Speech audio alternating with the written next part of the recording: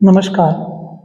आज हम चर्चा करेंगे बोर्ड परीक्षा 10वीं और 12वीं पर माध्यमिक शिक्षा बोर्ड द्वारा नोटिफिकेशन जारी किया गया है कि कक्षा 12वीं और कक्षा 10वीं की परीक्षाएं, कक्षा 12वीं और कक्षा 10वीं की जो परीक्षाएं हैं वो 15 फरवरी से 10 अप्रैल तक रहेगी। पहले जो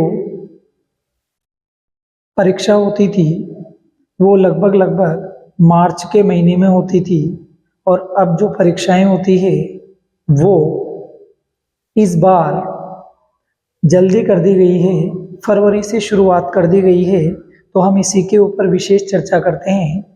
अब हमें किस प्रकार तैयारी करनी है, क्योंकि हमारे पास केवल 2 महीने हैं। अभी तक तो हम नींद में सो रहे थे, सो क्या रहे थे, क्योंकि हमारा यही ध्यान था कि परीक्षा लगभग मार्च में रहेगी। हम बिल्कुल किसी चीज़ की कोई टेंशन नहीं ले रहे थे। पहला हमारा टॉपिक रहेगा आखिरी के 2 महीने में हम क्या करें। आखिर जो ये 2 महीने बचे हैं हम इनमें क्या करें। देखिए, सबसे पहले तो आपको ये जो सोशल मीडिया का जो प्लेटफॉर्म है इससे दूर रहना है। सोशल मीडिया से मतलब है मोबाइल से मतलब है जैसे फेसबुक है, व्हाट्सएप है, यूट्यूब है। और यूट्यूब में आप केवल वही चीज़ें देखें जो आपके देखने की है। और इन 2 महीनों में आपको पहले आपकी जो किताब हैं हर सब्जेक्ट की, उनके पहले पाठ लिखें और पाठ लिख के उन पाठों में से सारांश को समझे। आखिर इस पाठ में क्या है, भले आपको पाठ पूरा याद है या नहीं है, लेकिन उस पाठ का सारांश याद होना चाहिए। अगर पाठ का सारांश आपको याद नहीं है तो किसी काम का नहीं। क्यों? क्योंकि पाठ का सार यदि आपको याद है तो आपको सब चीजें याद है। कमजोर विद्यार्थी कैसे पढ़े। और दूसरी बात करते हैं, अब रही बात कमजोर विद्यार्थियों की, तो उनको केवल क्लास में अध्यापक जो चीजें पढ़ा रहा है उन चीजों को घर पे भी रिवीजन करना है। जैसे एक बार कक्षा में पढ़ लिया, एक बार घर पे पढ़ लिया, और उन्हीं चीजों को बार बार पढ़ने से ही वो चीजें याद होगी। और कम से कम उसे ये टारगेट बनाना है कि मुझे 50 नंबर, कमजोर विद्यार्थी को कम से कम 50 नंबर लाने का टारगेट बनाना है। और 50 नंबर के लिए उसे क्या क्या चीजें संग्रहित करनी चाहिए। जैसे हम बात करें हिंदी की ले लेते हैं, तो हमें पहले जो परिचय है उन परिचयों में से गत वर्ष कौन से परिचय आ चुके उनको हटा दो और कौन से नहीं आए उनको ले लो। अब कितने बचते हैं, लगभग 4 परिचय, 4 रट लें तो यूँ समझ लीजिए 4 नंबर तो पक्के हैं। ऐसे उन चीजों को देखें जिनमें आसानी से नंबर आ सके। जिन चीजों में आसानी से क्या आ सके नंबर, उन चीजों पे ज्यादा ध्यान दें। जैसे अंग्रेजी में किस पे आ सकते हैं, गद्यांश पे, पैसेज पे। यदि आप पैसेज को, अनसीन पैसेज को अच्छे से अगर उसको देख के लाइन को मिला के भी कमजोर विद्यार्थी यदि समझ सकें तो लाइन को मिला के भी नकल मार दें तो भी ये समझ लीजिए आधे नंबर आ जाते हैं। तो उन चीजों को ज्यादा फोकस करें और ऐसी चीजों से नंबर आ जाते हैं। बिल्कुल ऐसी चीजों से नंबर लाए जा सकते हैं। आगे बढ़ते हैं। समय सारणी, जो वास्तव में इंटेलिजेंट विद्यार्थी हैं, जो अच्छे नंबर लाना चाहते हैं, जो 90+ नंबर की सोचते हैं, मेरिट देने की सोचते हैं, तो उनको क्या करना है कि कक्षा में अध्यापक द्वारा पढ़ाई गई चीजों को घर पर भी एक बार अच्छे से समझना है। उसके बाद उनको रिवीजन करना है, क्योंकि कहते हैं ना कि रिवीजन ही डिवीजन है। अब समय सारणी की बात करें तो जैसे मान लीजिए कक्षा 12वीं में कितने सब्जेक्ट चलते हैं, 5। 3 तो चलते हैं आपके वैकल्पिक और 2 चलते हैं कंपलसरी। तो आप देखें तो किस विषय को आपको ज्यादा समय देने की जरूरत है, उसे ज्यादा समय दें।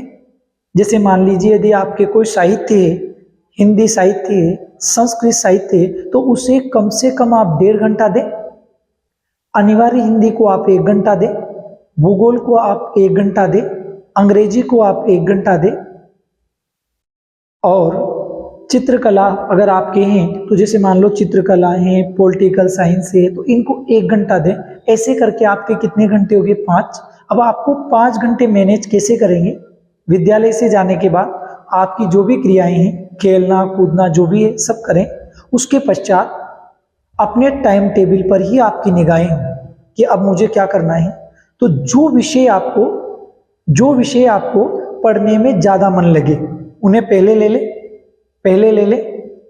और आप बोरिंग होने लगे बीच बीच में, जैसे मान लो 2 विषय पढ़ लिए, अब आपको थोड़ा सा क्या है ऐसा लगेगा कि यार मैं बोर हो रहा हूं, तो आप अब 10 मिनट के लिए रुक जाएं, घूम ले 10 मिनट, या अपने पसंद की इधर उधर कोई भी जो देखना है कुछ करना है वो करें। उसके बाद फिर आप पढ़ने में लग जाएं, और जब आपका मन बोर होने लगे थोड़ी देर रुक जाएं ताकि अच्छे से आप फिर पढ़ाई शुरू कर सकें। समय सारणी देखिए, आज तक ऐसा नहीं हुआ कि कोई भी पालन कर पाया, लेकिन ये नहीं है कि नहीं कर पाए, कर तो सकते हैं।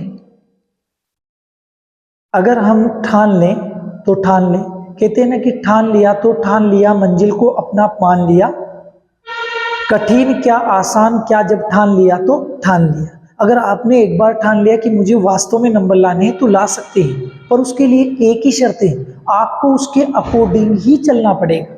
मेन कंडीशन है आपको उसके अकॉर्डिंग पढ़ना पड़ेगा, और यदि आप उसके अकॉर्डिंग नहीं पढ़ पाएंगे तो फिर किसी काम का नहीं है। तो समय सारणी ऐसी बनाएं, जो विषय आपको अच्छे लगे उन्हें ले लिया, बीच में फिर 10 मिनट का रेस्ट लें और फिर पढ़ने लगे। ऐसे 5 सब्जेक्ट को स्थान दें, क्योंकि अगर आपका ध्यान एक विषय पर रहेगा तो उससे पूरी नहीं पड़ेगी। रिवीजन कैसे करें? देखिए, मेन चीज होती है, कहते हैं कि रिवीजन ही डिवीजन है। जिसने रिवीजन वास्तव में अच्छे से किया वही डिवीजन प्राप्त करता है, और जिसने रिवीजन अच्छे से प्राप्त नहीं किया, जिसने रिवीजन अच्छे से नहीं किया वो डिवीजन कैसे पाएगा? अगर डिवीजन आपको लाना है तो रिवीजन में दम होना चाहिए, और रिवीजन से मतलब है कि हर पार्ट का सार, हर पार्ट की जो समरी है वो आपको मुख जबानी याद होनी चाहिए। बोर्ड के प्रश्न पत्र में उस पार्ट में से कैसे कैसे प्रश्न आए, कहां कहां से प्रश्न आए, उन चीजों पे ध्यान देना है। अगर आप प्रश्नों की जो गहराई है उससे अगर आप समझ गए तो ये समझ लीजिए 90+ नंबर लाने में भी आपको कोई दिक्कत नहीं, परंतु उसकी गहराई को आपको समझना पड़ेगा। उसकी गहराई ही जरूरी है। जिसने वास्तव में गहराई को समझ लिया वो सब कुछ समझ गया। जैसे मान लीजिए कोई प्रश्न पेपर में आ चुका है तो उससे रिलेटेड अगला आएगा, आप उसी के पीछे ना पड़े। बहुत सारे क्या कर रहे हैं, मन में आ रहा है ऐसे चल रहे हैं, नहीं, आपको बिल्कुल अपनी तैयारी को ईमानदारी से करना पड़ेगा। अगर आप ईमानदारी से तैयारी करेंगे और रिवीजन अच्छे से करेंगे तो आपको डिवीजन जरूर मिलेगा। अब आपको एक ही टारगेट बनाना है कि जो मात्र 2 महीने बच रहे हैं, इन 2 महीने में आपको सोशल मीडिया से दूरी बनानी है। मोबाइल का उपयोग केवल आपको पढ़ाई के लिए करना है, और फोकट चीज़ों के लिए मोबाइल का उपयोग नहीं करना है। यदि आप अन्य चीज़ों के लिए मोबाइल का उपयोग करेंगे तो आपकी पढ़ाई बिल्कुल बेकार हो जाएगी। हम तो यही सलाह देते हैं और यही सलाह आपको दे सकते हैं, क्योंकि आप करें या ना करें ये आपकी मर्जी। धन्यवाद।